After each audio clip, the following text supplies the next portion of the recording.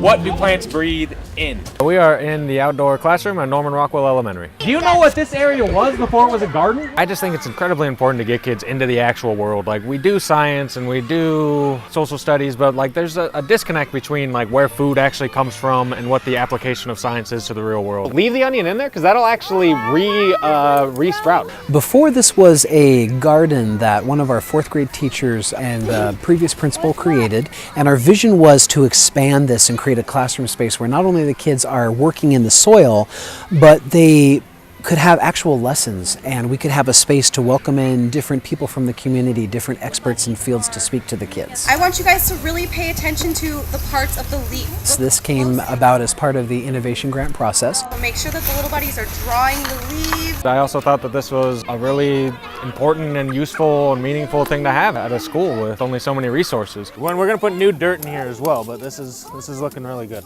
We got to take care of plants. We've actually started planting some onions, and it's already started growing. For a lot of these kids, it's the first time they've ever like put something in the ground and then seen it come to fruition. Our goal is to build more planters around this area so that we can create a garden throughout the year, and we'll revisit that in the springtime with the planning process and start everything one more time from the ground up. It's fun to be with nature.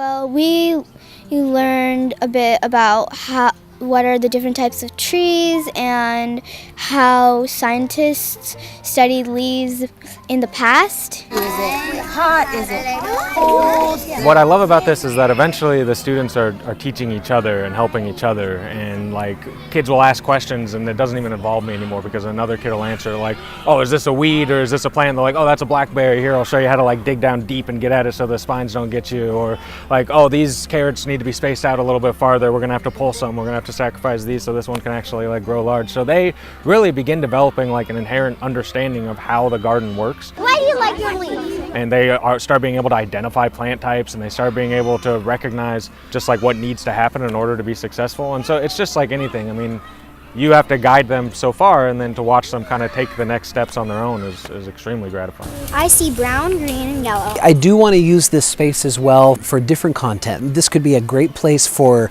students to perform, for students to read, for classes to have just classroom meetings in a different space. So as the year goes on, we're going to continue to talk as a staff about different ways in which we can use this space, and I'm hoping that the usage will just take off as the months go on.